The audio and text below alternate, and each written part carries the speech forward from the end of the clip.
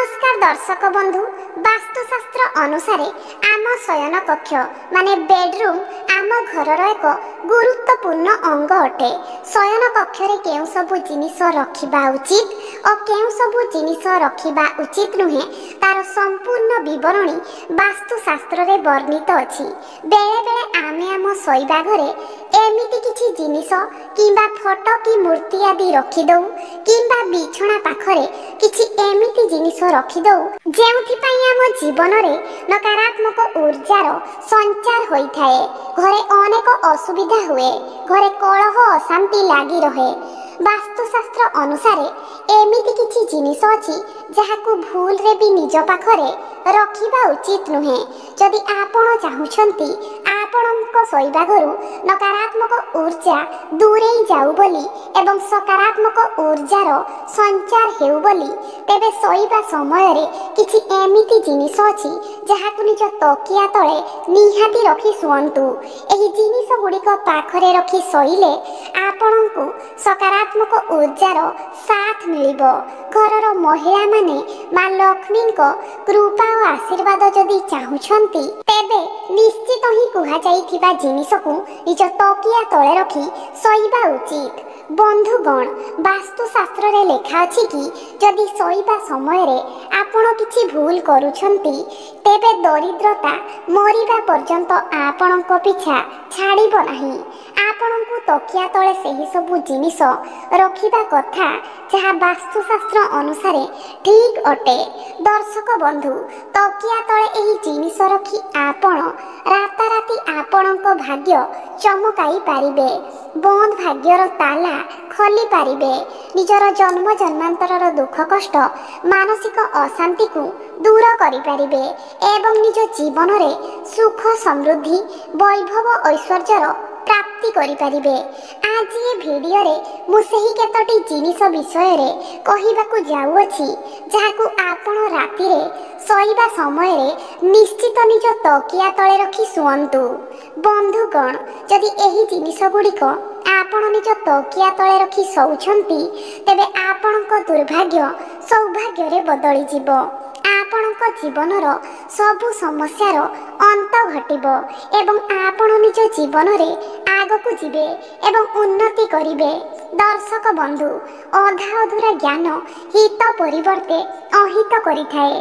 सेइथि पई सब किछि जानिबा पई वीडियोटी को स्किप न करी शेष पर्यंत निहाती देखंतु एवं चैनल टी को सब्सक्राइब करी कमेंट बॉक्स रे भक्ति और श्रद्धार सह जय मां लक्ष्मी निश्चय लेखंतु। दर्शक बंधु, आजिर वीडियो रे मु आपणको कहिबि कि जे तकिया तळे एमिति किछि साधारण जिनिस गुडिक अछि जाहाकू सठिक मुहूर्त रे तकिया तळे रखि सोई गले आपण निज जीवन रे उन्नति पथरे अग्रसर होई पारिबे।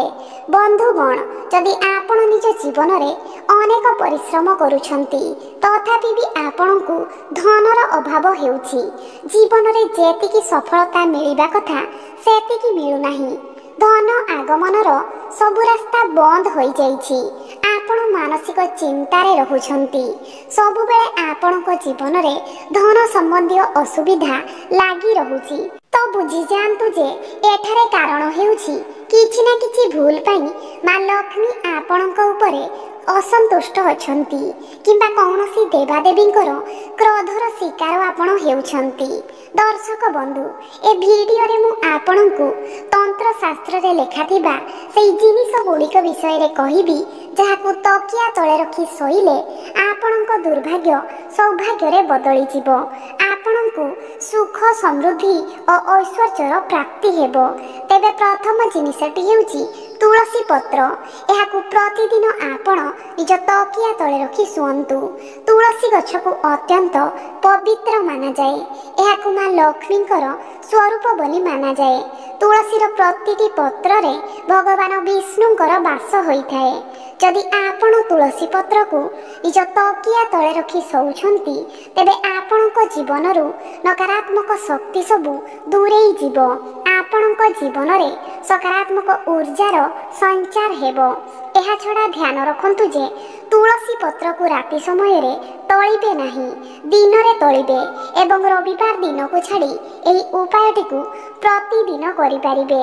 ପ୍ରତିଦିନ ଏହି ଉପାୟ କଲେ ଆପଣଙ୍କୁ ନିଶ୍ଚିତ ହିଁ ମା ଲକ୍ଷ୍ମୀ ଓ ବିଷ୍ଣୁ ଭଗବାନଙ୍କର ଆଶୀର୍ବାଦ ପ୍ରାପ୍ତ ହେବ। ଦ୍ୱିତୀୟ ଜିନିଷଟି ହେଉଛି ମୟୂର ପଙ୍ଖ। ଯଦି ଆପଣ ପ୍ରତିଦିନ ନିଜ ତକିଆ ତଳେ ମୟୂର ପଙ୍ଖ ରଖି ଶୋଇବେ ତ ଏହାକୁ ଅତ୍ୟନ୍ତ ଶୁଭ ମାନାଯାଏ। ନିଜର ଉନ୍ନତି ଚାହୁଁଥିଲେ ନିଶ୍ଚିତ ଗୋଟେ ମୟୂର ପଙ୍ଖ ନିଜ ତକିଆ ତଳେ ରଖି ଶୁଅନ୍ତୁ। ମୟୂର ପଙ୍ଖକୁ ବହି ଭିତରେ ରଖିଲେ ପିଲାମାନଙ୍କର ସ୍ମରଣ ଶକ୍ତି ବଢ଼େ ଏବଂ ଏହାକୁ ତକିଆ ତଳେ ରଖି ଶୋଇଲେ ଉକ୍ତ ବ୍ୟକ୍ତିର କୁଣ୍ଡଳୀର ଗ୍ରହ ଦୋଷ ସମାପ୍ତ ହୋଇଥାଏ। ଯଦି ଆପଣଙ୍କ ଉପରେ ରାତିରେ କିଛି ଖରାପ ଶକ୍ତିର ପ୍ରଭାବ ରହୁଥାଏ ତେବେ ତାହା ମଧ୍ୟ ଦୂର ହୋଇଯିବ। ତୃତୀୟ ଜିନିଷଟି ହେଉଛି ବନ୍ଧୁଗଣ, ଯଦି ଆପଣ ଚାହୁଁଛନ୍ତି ଆପଣଙ୍କ ଜୀବନରେ ଧନ ଆସିବାର ମାର୍ଗ ଫିଟିଯାଉ ବୋଲି, ଆସୁଥିବା ଟଙ୍କାରେ ବୃଦ୍ଧି ହେଉ ବୋଲି, ତେବେ ପ୍ରତିଦିନ ନିଜ ତକିଆ ତଳେ ଗୋଟିଏ 1 ଟଙ୍କାର ମୁଦ୍ରା ରଖି ଶୁଅନ୍ତୁ ଏବଂ ଏହି 1 ଟଙ୍କା ମୁଦ୍ରାକୁ ପ୍ରତିଦିନ ସକାଳେ ଏହି ଜଣେ ଗରିବ ଲୋକକୁ ଦାନ କରିଦିଅନ୍ତୁ। ଏହି ଉପାୟ କରିବା ଦ୍ୱାରା ଆପଣଙ୍କ ଜୀବନରେ ଥିବା ଧନ ସମ୍ବନ୍ଧୀୟ ସମସ୍ତ ଅସୁବିଧା ଧୀରେ ଧୀରେ ଦୂର ହୋଇଯିବ ଏବଂ ଧନ ଚୁମ୍ବକ ପରି ଆକର୍ଷିତ ହୋଇ ଆପଣଙ୍କ ନିକଟକୁ ଆସିବ ଏବଂ ଧନ ଆଗମନର ସବୁ ରାସ୍ତା ମଧ୍ୟ ଖୋଲିଯିବ। ବନ୍ଧୁଗଣ, ଏହି ଉପାୟଟି ଜ୍ୟୋତିଷ ଶାସ୍ତ୍ରରେ ଲେଖା ଅଛି। ଅନେକ ବ୍ୟାପାରୀ ଏହି ଉପାୟଟି ପାଳନ କରିଥାନ୍ତି, ଯାହାଦ୍ୱାରା କି ତାଙ୍କର ବ୍ୟାପାର ଠିକରେ ଚାଲେ ଏବଂ ବ୍ୟବସାୟରେ ଲାଭ ମଧ୍ୟ ହୋଇଥାଏ।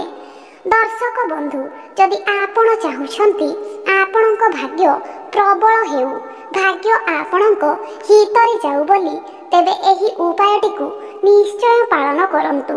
କିଛି ବି ଧାର୍ମିକ ବସ୍ତୁକୁ ନିଜ ତକିଆ ତଳେ ରଖି ଶୁଅନ୍ତୁ। ଦର୍ଶକ ବନ୍ଧୁ, କେବେ କେବେ କ'ଣ ହୁଏ କି ଆପଣଙ୍କ ଭାଗ୍ୟ ସାଥ ଦିଏ ନାହିଁ, ଆପଣଙ୍କ ସବୁ ପରିଶ୍ରମ ବ୍ୟର୍ଥ ହୁଏ। ଧାର୍ମିକ ବସ୍ତୁ ଗୁଡ଼ିକୁ ଯଦି ଆପଣ ନିଜ ତକିଆ ତଳେ ରଖି ଶୋଉଛନ୍ତି ତ ନିଶ୍ଚିତ ହିଁ ଆପଣଙ୍କୁ ଆପଣଙ୍କ ପରିଶ୍ରମର ଫଳ ମିଳିବ। ଉଦାହରଣ ହେଉଛି ଓମ୍ର ଚିହ୍ନ କିମ୍ବା ସ୍ୱସ୍ତିକ ଚିହ୍ନ। ପଞ୍ଚମ ଜିନିଷଟିକୁ ନିଜ ତକିଆ ତଳେ ରଖି ଶୋଇଲେ ଆପଣଙ୍କ ସମୟ ଭଲ ଚାଲିବ। ଯଦି ଆପଣମାନେ ଅନେକ ଅସୁବିଧା ଭୋଗ କରୁଛନ୍ତି ତେବେ ତକିଆ ତଳେ ଗୋଟେ ଲୁହାର ଚାବି ରଖି ଶୁଅନ୍ତୁ। ବାସ୍ତୁଶାସ୍ତ୍ର ଅନୁସାରେ ତକିଆ ତଳେ ଲୁହାର ଚାବି ରଖି ଶୋଇବା ଅତ୍ୟନ୍ତ ଶୁଭ ଅଟେ। କୁହାଯାଏ କି ଏହି ଉପାୟ କଲେ ଆପଣ ଅନେକ ଦୁଃଖ କଷ୍ଟରୁ ମୁକ୍ତି ପାଇଯିବେ। ଷଷ୍ଠରେ ହେଉଛି ହଳଦୀ ଗଣ୍ଠି। ଯଦି ଆପଣ ହଳଦୀ ଗଣ୍ଠି ଗୋଟିଏ 7 ଦିନ ପର୍ଯ୍ୟନ୍ତ ନିଜ ତକିଆ ତଳେ ରଖି ଶୋଇବେ ତେବେ ଆପଣ ଗ୍ରହଜନିତ ଦୋଷରୁ ମୁକ୍ତି ପାଇଯିବେ। ଆପଣଙ୍କ ଗୁରୁଗ୍ରହ ମଜବୁତ ହେବ। ମା ଲକ୍ଷ୍ମୀଙ୍କ ଆଶୀର୍ବାଦ ଆପଣ ପ୍ରାପ୍ତ କରିବେ। ଦର୍ଶକ ବନ୍ଧୁ, ଯଦି ଆପଣ ଚାହୁଁଛନ୍ତି ଆପଣ ଯେଉଁ ବି କାର୍ଯ୍ୟ ଆରମ୍ଭ କରିବେ ସେ କାର୍ଯ୍ୟରେ ସଫଳତା ପ୍ରାପ୍ତ କରିବା ପାଇଁ ଆପଣଙ୍କ ଜୀବନରେ ଥିବା ନକାରାତ୍ମକ ଉର୍ଜା ସବୁକୁ ଦୂରେଇ ଦେବା ପାଇଁ ତେବେ 21 ଦିନ ପର୍ଯ୍ୟନ୍ତ ଗୋଟିଏ ରସୁଣ କଲି ନିଜର ତକିଆ ତଳେ ରଖି ଶୁଅନ୍ତୁ।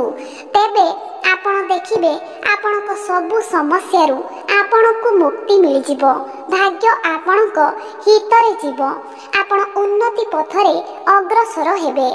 ଭିଡ଼ିଓଟି ଭଲ ଲାଗିଥିଲେ ମୋ ଚ୍ୟାନେଲଟିକୁ ସବସ୍କ୍ରାଇବ୍ କରି ଏ ଭିଡ଼ିଓକୁ ଗୋଟେ ଲାଇକ୍ ନିହାତି କରିଦିଅନ୍ତୁ। ରହୁଛି, ଧନ୍ୟବାଦ।